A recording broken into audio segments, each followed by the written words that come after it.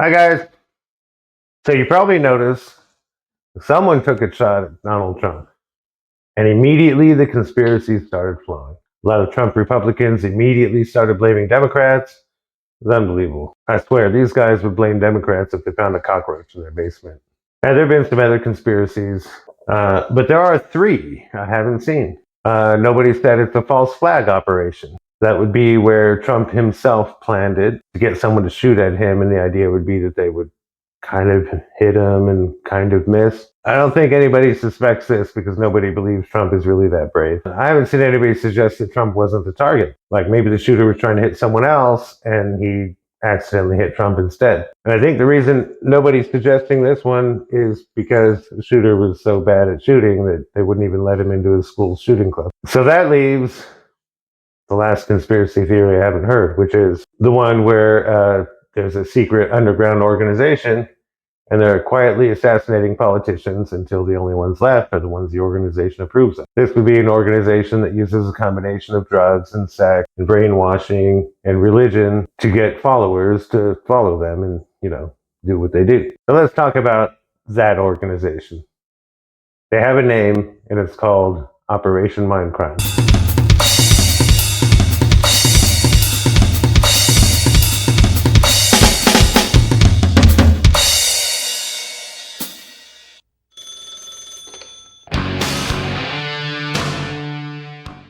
Before we go any further, make sure to click like and subscribe. That way you'll get to see more content like this. Also, to help other people find this content. You can also join my Patreon. There'll be links down below.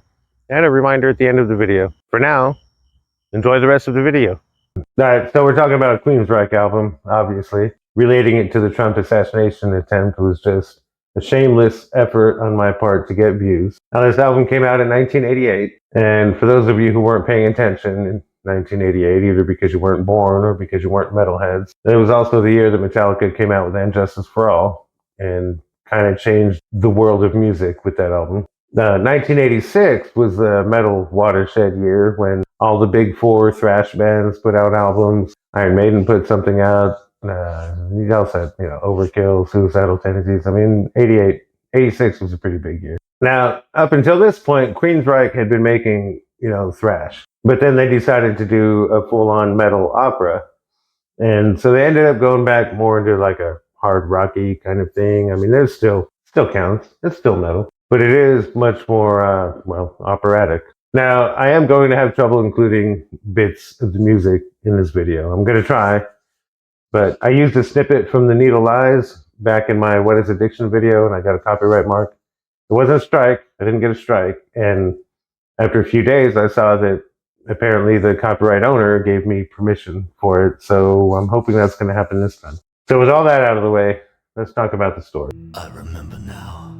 Now, the story starts and ends in a hospital. And our hero is introduced, and he's stuck in a bed, getting regular injections, and the nurse clearly hates him. And then it flashes back to tell the story. Revolution calling! So the first full song was also, I think it was the lead single from the album. It's Revolution Calling. I don't remember how well it charted, but obviously it was enough to sell the album, get some fans, that sort of thing. So we get the setting, and we get the introduction to Nikki. Nikki is already leaning towards revolution, feeling like an outcast and generally frustrated with his life. And it's basically a revolution anthem, which you would expect a song called Revolution Calling to be a revolution anthem. So the next song, the title track, Operation Mindcrime, Nikki is called and he meets Dr. X, who recruits him into the organization. Dr. X gives him some heroin and, and a gun and stuff. And we also learn that back when Nikki was in college, he was a skinhead. And this is the closest we ever get to the idea that Operation Mindcrime is a white supremacist organization. I think Queensryche deliberately kept it ambiguous because we wouldn't be able to relate to Nikki if he was a white supremacist. Now, in the timeline, the next song is a musical song. On musicals, people just start spontaneously singing. That's what Nikki does. He goes out in the street and sings. The song is Speak. It's a great song. It doesn't really do much for the story, but it does give us a deeper look into the ideology here. And then in spreading the disease, we meet Mary. Mary is a love interest. We also meet Father William, who saves her from the streets. She had a life, sex shows, prostitution, that sort of thing. That's what she was doing in the streets. So Father William comes along, snatches her up, and then manipulates her into sleeping with him. And then at some point in the song, Nikki and Mary meet, and they start a relationship. It's platonic at this point. Bless me, Father, for I have sinned. So then in the mission, the song The Mission is basically a montage of Nikki's life in the revolution. He talks about the candles that he lights for every one of his victims. And I always imagine, like, I see in my head like this montage of him shooting a bunch of people. He has started to waver from the cause a bit, and Mary is there. She knows what he's doing, and he's depending on her for emotional support while he continues in the cause. But his love for her ultimately threatens Dr. X's hold on him. But they still haven't started sleeping together. And get the priest as well. And so in the next song, we get the emotional climax of the story, Sweet Sister Mary. And it starts off with Dr. X ordering Nikki to kill Mary, and also the priest. So Nikki goes to the church, kills the priest, goes and finds Mary singing, and he tries to talk her into running away with him. She refuses, believing she can't be saved. And so we kind of get the impression that even though she's safer in the church, she's not safe. She's given up, and she's probably suicidal. Nevertheless, there is a somewhat graphic sex scene as Nikki and Mary finally have sex. And then she sends Nikki away, and he leaves empty-handed.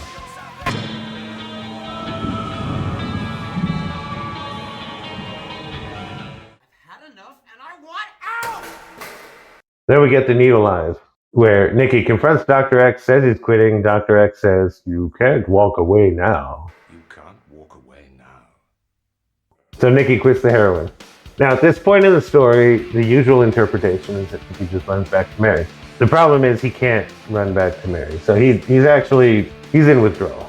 And if you've never been in withdrawal, it actually makes sense that he would be walking the streets trying to find something to distract him from, feelings of withdrawal. And he's definitely starting to lose his mind, between the brainwashing and the withdrawal and, loving Mary and all that. Anybody home? Mary? And then in the next song, he finds Mary's body. She's hanging from her rosary.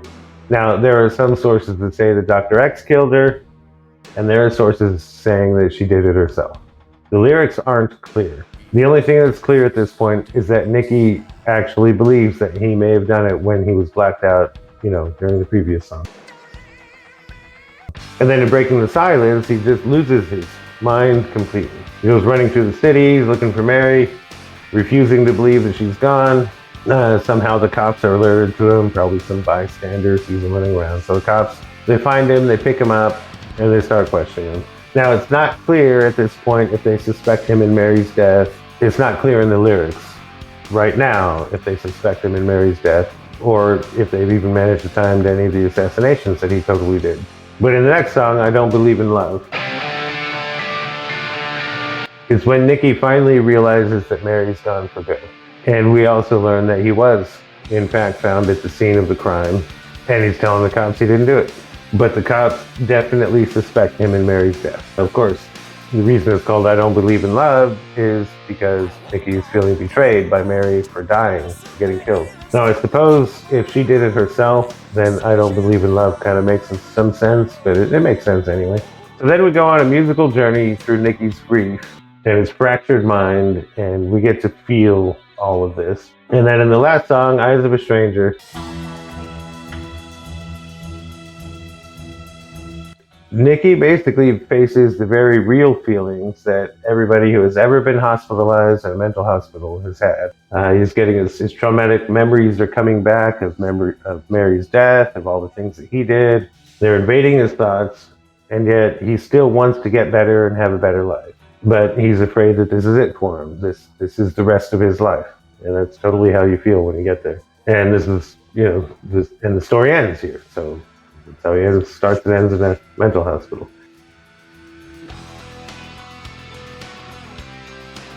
There is a sequel, which I haven't listened to, but I can say that we find out that Nikki was in the hospital for 20 years, and then when he finally gets out, he goes and hunts down Dr. X. So he basically gets the Hinckley treatment, where he was never convicted for his crimes because of insanity. Now, the story is obviously a tragedy. It was inspired by a group of Quebecois that were operating essentially as a terrorist organization for Quebecian independence. And also from Jeff Tate's real experiences with loved ones becoming drug addicts back in the 80s when, addiction treatment just wasn't that good back then.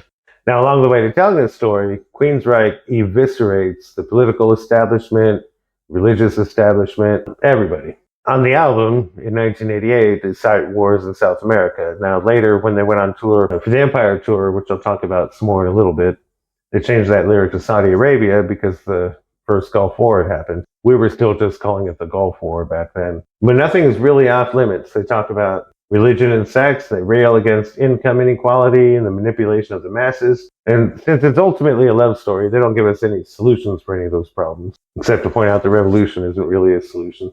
They're also highly critical of the Catholic Church and the numerous sex scandals that were already breaking at that time. Now, as much as I enjoy the political and social commentary on the album, and its first-rate metal anger at the current state of the country, I think the album really excels in telling the love story between Nikki and Mary. And I believe, and I have always believed, that Nikki and Mary separately tell Dr. X what he can go do with himself. And Dr. X is able to get to Mary first and murder her. I don't think she self-terminated. He wasn't able to reach Nikki, and so Nikki was able to go into hiding. And Dr. X went into hiding because when Nikki finally spills his guts, he knows too much. The Queensryche themselves retconned it into Mary self-terminating. But in the release for Operation Live Crime, which I'll talk about some more in a bit, it explicitly stated that Dr. X killed her. So from the time Mary is introduced to the climax, which is the last time we see her alive, she's only in 3 songs. And the first song just introduces her. Now we see some of her character in the second song, and the third song is where we actually hear her speak. There's a duet. It's really great. And then she dies off screen. Now in that really short time, we do see the 2 broken souls fall in love and care for each other in a really difficult and desperate situation. Now, I find the addiction storyline to be pretty compelling nowadays, but I didn't understand it at first. Now, I didn't become an alcoholic until I was in my late 30s, but I've been listening to this album since I was a teenager. So that's a lot of time where I really didn't understand the addiction story. But now I can totally relate to Eyes of a Stranger. When I went to rehab, one of the first things I did was look in the mirror, and I didn't recognize that guy. And I didn't go through anything like what Nikki went through, but I did look into the eyes of a stranger. On a side note, for those of you that will get this reference, first time I went to a mental hospital, they had this snack place, a particular snack time, and you had to go to the snack place at the snack time, get in line, and when you got up to the counter, you could ask for a snack. And they had a series of choices for the snacks you could eat or drink or whatever. And so when I got up to the line, I asked them for a Pepsi, and they said they didn't have any Pepsi. So I said, all I wanted was a Pepsi, and you didn't give me a Pepsi. And I kind of threw a little fit. Now let's talk about what makes this album relevant today. So Nikki is a stand-in for someone who's living a loser life. He feels like the world has left him behind. Everybody else seems to be doing better than he is. The country's gotten richer. Small group of people have gotten really rich, etc. And Nikki is a stand-in for someone living that life. And you can see how easily someone in that situation could be taken in by something that's basically a cult. Dr. X plays up Nikki's resentment at literally everything. He dropped out of college, mostly because of his heroin addiction. And when he sobered up, he found there wasn't anything left in the world for him. So when Dr. X offers him more drugs, he takes them, and the control begins, and Nikki takes the gun. And if we're being completely honest, there are a lot of people who will take that gun when it's offered. Now, the drugs themselves actually serve more as a stand-in for anything that makes you feel good being given to you by someone with an agenda. If you want to know more about the dopamine release, watch my What is Addiction video where I talk about that. But you don't need drugs to fall in with someone like this. All you need is for someone to come along, massage your resentments, tell you who's to blame for it, and offer you a solution. Then you just need to be surrounded by peers who will relate to your feelings and reinforce the dogma of the group. And in the context of the story, that peer, of course, would be Mary. Now, Mary's story arc is really interesting because she gets saved from all these people victimizing her, only to turn around and get victimized again. And that leads to her feeling suicidal and expressing those feelings to Nikki. And then he offers her a way out, but only if she goes with him. So Dr. X's strategy of isolation works, and that allows him to get to Mary before he can get to Nikki. Now, I'm not going to accept the version of the story where Mary self-terminated, and I don't care that that's canon now. As far as I'm concerned, Dr. X killed her. But there is a feeling of justice when Nikki tells Mary that he killed the priest. Father William did not deserve to live after what he did to her and to everybody else in his little church. And musically, the album does a fantastic job of conveying all of these feelings to you. You really feel like you're in the middle of it. It's really a roller coaster. Music in Anarchy X evokes all these visuals of, fascist dictatorships, kind of like that section in the movie The Wall where they show all the fascist symbols and stuff. And then you get all energized and all powered up with the revolution anthem, and it just keeps going from there. We fall in love, we experience the loss, we lose our minds, right there with Nikki. Now, the follow-up album to this was Empire, and the song most people know off of Empire is Silent Lucidity. Empire was another rock opera. It was about gangs and stuff. But when Queensryche was writing out the story, the record label came along and said, they meddled a bunch and said, you need a lot more love songs. As soon as they finished the album, they went on tour. They toured Operation Mindcrime again, and then put out a DVD called Operation Live Crime. So let's talk about the sequel, because 20 years later, Queensryche made a sequel. Again, I haven't listened to it, but I did read through the story on Wikipedia. The basic story, as I mentioned, Nikki gets out of the hospital and he hunts down Dr. X. I think that was the wrong approach to the sequel here, and I'll tell you why. I think Empire should have been the sequel. A lot of the material that's on Empire, with a few changes, would directly follow. Now, most people do seem to be unaware that Empire actually is a rock opera, and the story is still there. If you already know what the story is, it's actually pretty easy to find. But I think with some retooling, a few different songs, some of the songs that are on there not being there. Anyway, Empire could have focused on the investigation to take down Operation Mindcrime. And then we would have seen that the organization was much bigger than just those 4 people on the album. We would see Nikki turn state's evidence, and they would use everything that he tells them to, shut down the organization. And then we could have seen Nikki escaping from the hospital, possibly being set free by a rogue investigator to go get Dr. X. And then they have their confrontation, but for some reason, Nikki isn't able to kill Dr. X, and he escapes. And then the album they did make that was the actual sequel would fit as the 3rd installment to the story, where he goes in for the final confrontation. And holy crap, that would be the story in Burn Notice, wouldn't it? So I get that when Queensryche went on to make Empire, they really wanted to do something about gang violence. And there's some great music on there about that. And I get they didn't want to just keep talking about Operation Mindcrime. So I don't really have any issues with that. And I do understand why they toured Operation Mindcrime instead when they were so disappointed with how Empire ended. Now, in terms of influence, I don't really know how influential this album is, out in the metal and rock and roll world or whatever. But for me, it was much more musically influential than story or characters or anything. I did name Mary in The Fool's Tale. She is named after this Mary. They do have similar backstories, but that's mostly coincidence. The real person who inspired Mary's backstory is mostly the same. A few changes have been made to make the story that I wrote. And there are some parts of that real history that are superficially shared with Mary in Operation Mindcrime. But most of the influence for me musically was that this is the album I learned how to play drums with. On The Needle Eyes, I've broken a snare head, at least one tom head, and I think I dented a cymbal, and I broke a stick.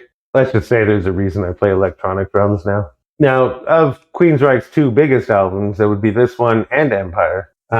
Actually, I have a stronger personal connection to Empire just because of what was going on in my life at the time. I was listening to it all the time. So this one I listened to purely for entertainment. I definitely recommend listening to it beginning to end.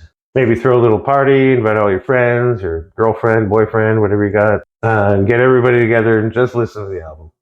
I think rock operas should become the kind of art form where everybody sits and listens to them and together as a group, same way we do with movies. Seriously, we should be doing that. So if you haven't listened to it before, definitely give it a listen. If heavier music isn't really your thing, but let's say you like, Guns N' Roses, or you like maybe Poison, you could probably give Queensryche, Operation Mindcrime a shot. And if you have any suggestions for other good rock operas, leave them in the comments. But don't tell me to do the wall. I'm not going to do the wall. I'm not doing Tommy. I might do Kilroy Was Here. I'm not doing Paradise Theater. And no albums that are just concept albums. And Justice for All is a concept album. There's no story there. Everything is about this, it's about a theme. Anyway, if you have any suggestions, leave them in the comments. I am thinking about doing some King Diamond. If you're not into metal, you'll probably want to skip those. Maybe not. That's it. Bye, guys. Thank you for watching the video. If you made it this far, you definitely need a like and subscribe. Ring the bell if you want to get notifications. And don't forget to join my Patreon. At some point, when people join my Patreon, this wall is going to be filled with names. Obviously, there aren't any right now. YouTube might be suggesting some videos here for you to watch. You could also do that. Have a nice day.